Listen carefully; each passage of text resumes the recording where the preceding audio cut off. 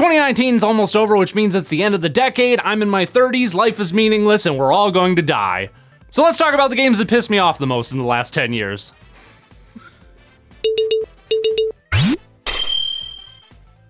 Why hello you lovely little peppercorns, my name's Noa Lee, and the 2010s were an interesting decade for me, both in my personal life and in my life as a gamer and a game critic. This was the decade that I sort of started my journey as a game reviewer, doing freelance blogging back in the day, and doing video reviews here on this channel in more recent years. And it's also the decade that I sort of ended my game criticism, because I'm not really doing criticism anymore. I'm more just doing, retro nostalgia and talking about things that I actually enjoy talking about.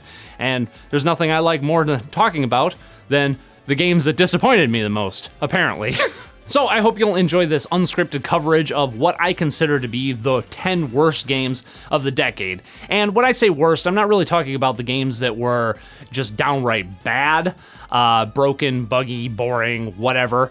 I'm more talking about the games that either personally dissatisfied me the most or are a representation of a larger problem in the video game industry or in gaming culture as a whole. So let's kick things off with a game that is the epitome of what I consider to be trend-setting, I suppose. Yeah, we're gonna start off strong with some motion controls.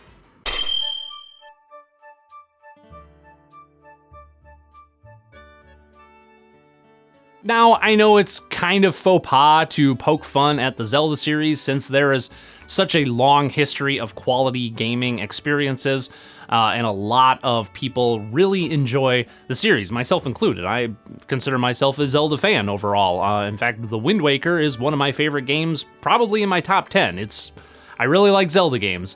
But that doesn't mean that the Zelda series hasn't had a few stinkers over the years. And really the only two games that I can think of that fit this description would be The Legend of Zelda Triforce Heroes and The Legend of Zelda Skyward Sword. And it was a game that was massively hyped, and it was supposed to be the one game that actually brought motion controls into the forefront of gaming, of a gamer's consciousness by being this, this representation of the future of gaming. And then it fell completely flat, and it's bogged down by, terrible design, kind of strange graphics, a awful story, terrible motion controls, like I said, that pretty much ruined the game. And it's just overall, it's technically better than Triforce Heroes, I would say, but it's so much more of a disappointment being a mainline Zelda game that this is the game that I'm gonna have to put here. So number 10 is The Legend of Zelda Skyward Sword. God, this game is such a disappointment.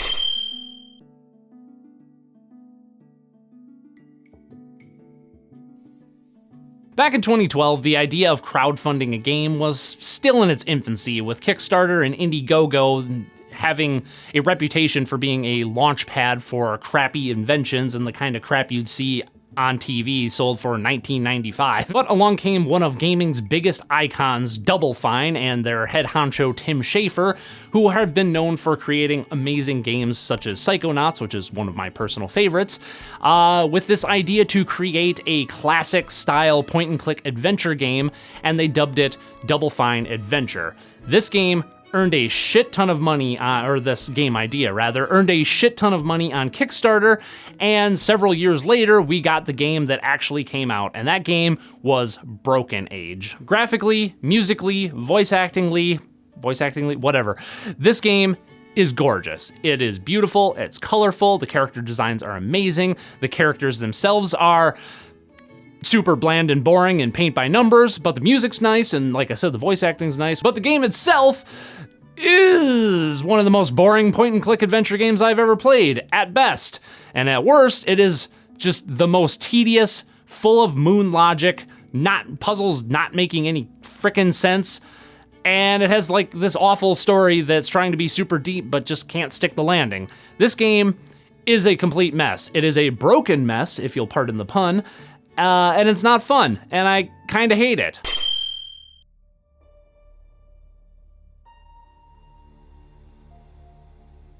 One of my favorite Nintendo franchises has always been Metroid, and this is a game series that Nintendo really hasn't given that much love to pretty much since Super Metroid. I mean, we got a little bit back on the GameCube days with, the Prime Prime 1 and Prime 2, and Metroid Fusion and Metroid Zero Mission on the Game Boy Advance. And for the Wii, back in 2007, I believe, we got Metroid Prime 3 Corruption, and it was okay. It wasn't the greatest, but it was a pretty serviceable Metroid game. But then in 2010 or 2011, we got the follow-up game, which was Metroid Other M, a game that is a direct sequel to the greatest game in the franchise, Super Metroid, and oh god, what a bad fucking game it is. Actually developed by Team Ninja, this is a third-person action shooting, I guess, adventure game, hybrid sort of thing that you use the Wiimote as kind of like a NES gamepad, and then if you actually turn it and point at the screen, you go into a first-person mode so you can shoot missiles, and it's really clunky and it doesn't work, and the controls suck. The actual action of the game sucks. The story is the absolute worst. It is a cancer on the Metroid series, and overall this game is just absolute garbage. Like I said, it's just not fun to move about this world. The bottle ship that it's called, that you are on, which is stupid as hell, has all these different zones that don't really coalesce, but it doesn't have like the same sort of theming that Metroid Fusion has to actually make these different environments actually mesh together well. It just kind of feels like different developers had different ideas for the direction of the game, and then some other developer stitched it all together after the fact. The controls, like I said, just aren't that good. The enemies take way too much damage most of the time, so it's a very grindy game. Nothing is laid out very well. Like, finding items is either incredibly easy or incredibly tedious. This is unquestionably the worst game in the Metroid series, and I will fight anybody if they disagree with me on that one.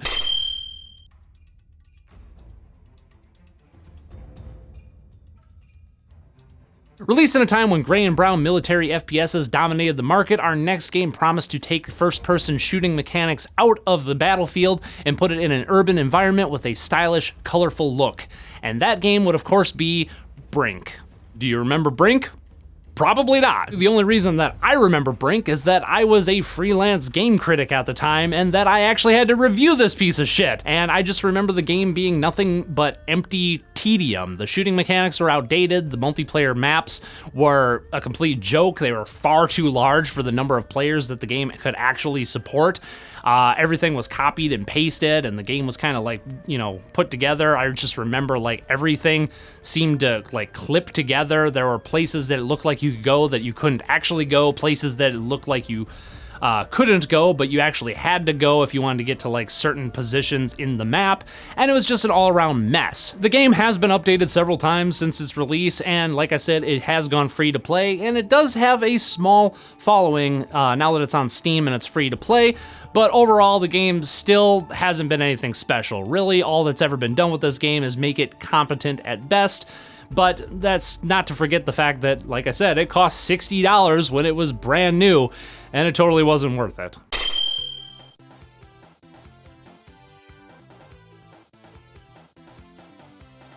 My main man, Sonic the Hedgehog, has had a bit of a rough time the past couple of decades, but thankfully the 2010s, he didn't really hit the same lows that he hit back in the 2000s. I mean, we didn't get anything quite to the shitty level of quality that Sonic 06 had. So I guess that's something to be thankful for. Still, Sonic had quite a few stinkers in the last 10 years, and, well, it's kind of hard to choose which one to put on here, to be honest. Sonic Lost World was an interesting idea and a nice change of pace, but pretty much sucked when you actually played it. It really wasn't that much fun. Again, kind of boring at best and frustrating at worst. Then Sonic Boom Rise of Lyric had those awful character designs, although at least we did get an awesome TV show out of it. And the game itself was broken and buggy, and if you played as Knuckles and used the pause glitch, you could actually beat the game in like 5 seconds. And it was a complete disaster. But those games I'm gonna set aside because they're not really quite to the, I don't know, they don't really represent the kind of badness that I'm looking for. No, our number 6 entry would of course have to be Sonic the Hedgehog 4. First of all, the controls in this game are absolute ass. Like, the way Sonic moves in this just feels clunky and imprecise. Doing something as simple as like turning into a ball and like rolling up a slope that was so effortless in the Sega Genesis games is just somehow hard to do in this game. The level design in this game is just super boring or super frustrating. Each level feels exactly the same with the exception of having different graphics and music. And you know, a common criticism of the Sonic the Hedgehog series is that it's always a run from point A to point B with very little in between. And that's not really true for the classic games, but it's certainly fucking true for this one because there is just nothing of interest in this game whatsoever. But the worst part of this game is its title, Sonic the Hedgehog 4. As if this piece of shit could possibly hold a candle to the amazing trilogy of games on the Sega Genesis. This is a travesty, giving this the Sonic the Hedgehog 4 title. Oh, God, fuck you, Sega.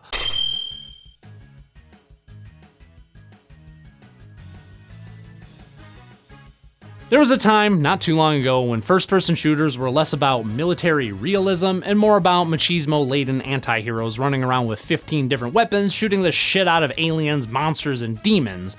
And one of these heroes for this subgenre of first-person shooters was a man by the name of Duke Nukem. Duke Nukem 3D was such a massive success and was so popular that for years people were dreaming of the perfect follow-up to this action-packed first-person shooting experience.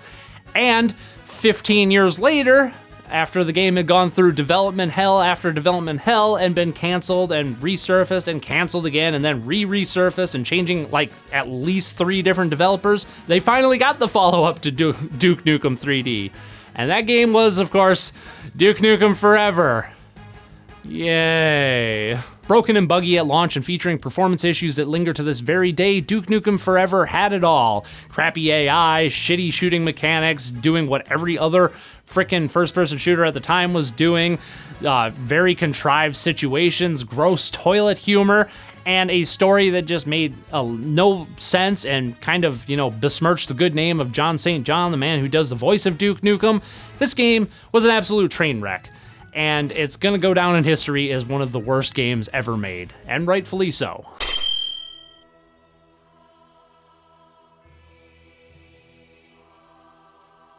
Normally I don't talk about mobile games because 99% of them are absolute garbage, and the ones that aren't would probably be better served on a PC or a console anyway, but there was one mobile game released in the past 10 years whose shittiness I simply cannot ignore, and that game is Slashy Souls. Slashy Souls, for those who don't know, is a free tie-in game that was released alongside Dark Souls 3 in order to promote that game, and is technically speaking, an official Dark Souls game. And it's absolute garbage. Yeah, a lot of you probably didn't even know this was a thing. Lucky you. There's really not a lot to this game. Basically, it's an endless runner where each time you come across an enemy, you tap the shit out of your screen in order to dispatch them. More often than not, you'll die because, you know, Dark Souls is supposed to be hard and whatnot. But really, the game is just poorly designed and makes absolutely no fucking sense. As far as awful mobile games with shitty controls go, this isn't really the worst I've ever seen, but the fact that it's technically an official entry into what is easily my favorite series of games ever created is an absolute travesty in my opinion, and you should stay far, far, far away from it. Thankfully, you can't even get it unless you know, hack your phone or whatever, so it's probably for the best.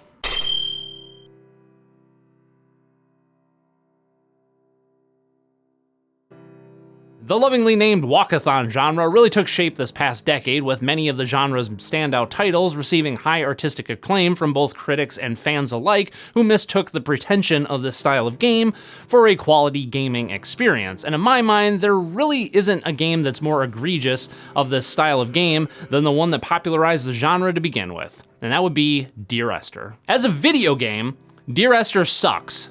Don't let anyone tell you otherwise. I say as a video game it sucks because if you take the narration, the prose, and the narrative of the story itself and separate it from the gaming elements, I actually think it's quite good and I find it very enjoyable. The problem I have with the game, though, is the fact that it uses its interactive elements like not at all. It's literally just a walk from point A to point B, and that would be fine if the walk itself actually had anything to do with the narrative in question, which it doesn't. You could take the very same narrative and copy paste it over the top of practically any game and get the same effect.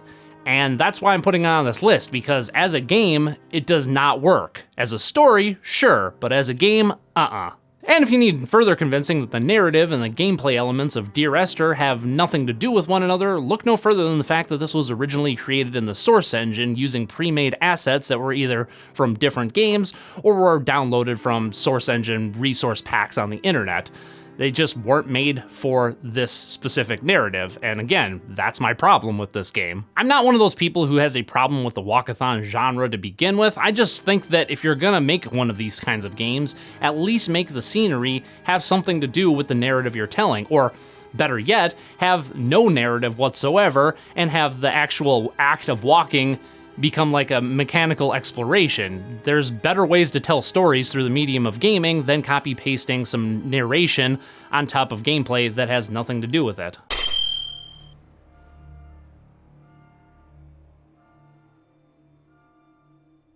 When I started making this list, I told myself that I was only going to include a handful of broken and buggy games because otherwise this whole list would be full of them. And in my mind, there's only one game released in the last decade that represents the most egregious of broken AAA games, and that would of course be Aliens Colonial Marines. Here we have another wonderful piece of art from the good folks over at Gearbox Software, the company that can only make a competent game if the word Borderlands happens to be in its title. Aliens Colonial Marines, much like Duke Nukem Forever, spent a lengthy amount of time in development hell, changed developers, and was announced a full 6 years before it was eventually released. And what we eventually got was a game with lackluster shooting mechanics and a boring world, disgusting character models, and so many glitches that a day one Bethesda game would look like a masterclass in polish by comparison. Not only that, but Gearbox stirred up a bit of controversy when it was revealed that a section of the game that was shown off in trailers was actually created using a demo version of the game that was created solely to advertise the game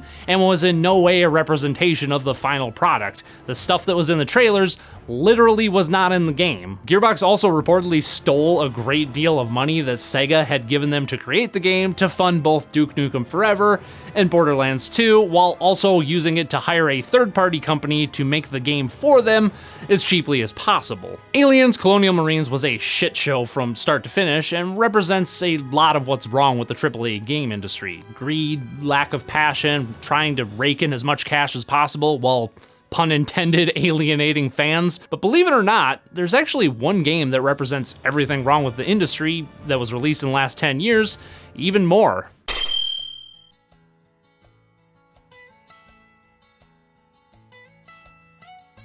Much like many of the other games on this list, this last one is on here more for what it represents than what it actually is, because I firmly believe that there was no game released in the last 10 years that typified everything wrong with video games more than Fallout 76. To begin with, this is easily the most broken and buggy game that Bethesda has ever released, and that is saying something because this is a company that is known for broken and buggy games that are released in this state and then never actually fixed. This is the company that has relied for decades at this point on their fans to fix their own games. There are game-breaking glitches, crashes, server issues, lighting issues, and stuff like that that have been in this game for the entire year that it's been in and have not been patched yet. And in some cases, they have patched some of these things only to later update the game with different microtransaction stuff and patch those glitches that they once fixed back into the game, only to now ignore them so that they are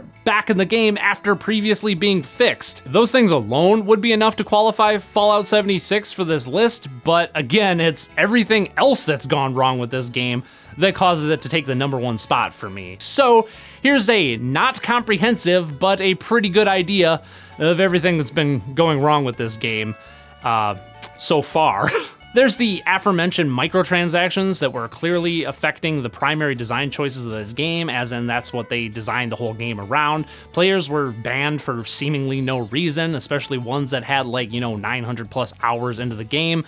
Bethesda said that they would unban these players if those players would write them an essay explaining what they did wrong, but again, remember most of them were banned for no reason whatsoever. Bethesda added in an unbalanced battle royale mode that totally doesn't fit the game, even though they said that they wouldn't be chasing trends, and since, Battle Royale games were trendy at the time, they wanted to avoid that, but they did it anyway. There was them selling a $200 version of the game that came with a canvas bag that once delivered was actually made out of rayon or nylon and looked nothing like the picture in the advertisement, so it was literally false advertising. They sold a $276 leather jacket with the 76 logo that was actually made out of a material that looked like the cheap plastic tarps that you could buy from Walmart. They sold a $150 version of the game that came with a power armor helmet that actually had to be recalled due to the majority of them containing a mold known to cause serious lung infections that could potentially be life-threatening. They had the false advertising of a Nuka-Cola branded bottle of rum that was advertised as being a glass bottle, but actually came in a cheap plastic shell around a glass bottle. They didn't accept refunds for the games, even when the refund request fell squarely within Bethesda's own terms of services, then later changed those terms of services after the fact to avoid refunding customers. There were support tickets for problems with the game that accidentally leaked private information such as credit card info and physical addresses to the public. They came out with Fallout First, which is a $100 a year subscription service for the game that gives players extra perks such as an unlimited scrap box and private multiplayer servers, yet the servers weren't actually private and the scrap box actually deleted any scrap that you put into it, essentially rendering crafting on any large scale impossible, which is a primary feature of the game, and so much more. Again, if you judge Fallout 76 purely by its in-game content, it's, pretty bad to sort of mediocre depending on whom you are, but it's everything that surrounds this game and what it represents for both the industry and gaming culture that is why I believe it's the worst game made in the last 10 years. Like, I honestly cannot think of a game that has been a bigger shit show in the history of games than Fallout 76, and that's why it's my pick for the worst game of the decade. In Vault 76, our future begins. So what do you think? Do you agree with this list? Do you think I'm full of shit? What do you consider to be the worst games of the decade? Hash it out in the comments below. I'll join you there and we can keep the discussion going. Subscribe if you want, and thanks for watching. Okay, bye!